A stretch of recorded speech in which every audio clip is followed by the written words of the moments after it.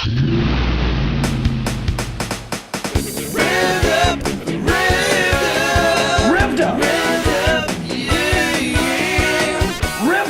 the preaching is clear, concise, convicting, and quality. Hey there, and welcome to Revved Up with me, the Reverend D. Ray Montgomery, or some like to call me D. Ray. It's nice to have you all here this week. Seems like people are learning and they're growing. We're getting letters from people, a few even that are complimentary, which is nice. And so this week our question is a controversial one. It's going to make a few people do a spit take. They spray it out all over everything. So you might want to back up just a little bit from your computer screen there or your iPod or whatever. You don't want to get it all sticky. Question is this: is it okay for a Christian to drink alcohol? I can't even believe that this is one of the questions. It seems like, compared to the other things we've done. If it were okay for a Christian to drink alcohol, let me ask you this. Why do you think we'd give you them tiny little cups full of grape juice instead of wine? Why do you think we do that? Not because drinking alcohol is okay, because it ain't okay. If it were okay, what? We'd have communion with 40s of malt liquor maybe. Is that what you like? Probably. We'd probably get more people in our church if we did communion that way. We hand out pancakes and 40s of malt liquor, and that'd be our communion. We'd have the biggest church. That could be how that Rick Warren's getting so many people in his building. You know what I mean? Getting a lot of people. Be a good recruiting tool. But nonetheless, drinking's not okay. People say, well, why? And I say, because in the good book, drinking is associated with all kinds of wrong things. Drinking is associated with debauchery. It's associated with idolatry, slander, stealing and lying. It's murder and witchcraft and rebellion. Treating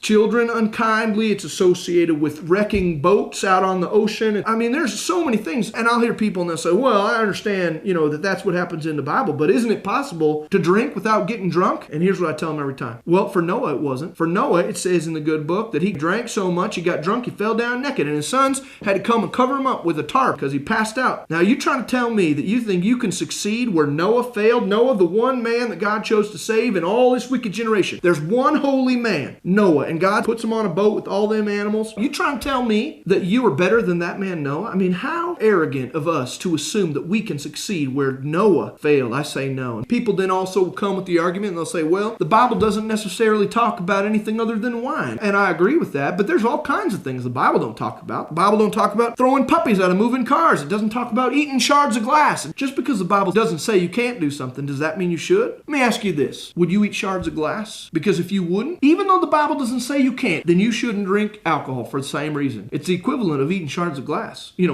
Spiritually speaking. I think the bottom line here is it okay for a Christian to drink alcohol? The answer is no. Not when you're 21, not when you're 35, not when you're 75, not when you're 100. It's never okay. Unless you're a Presbyterian, in which case it is acceptable for you, according to the church bylaws. Thanks very much for listening. This has been me, Reverend D. Ray Montgomery, or D. Ray, and we look forward to seeing you here again next time on Revved Up.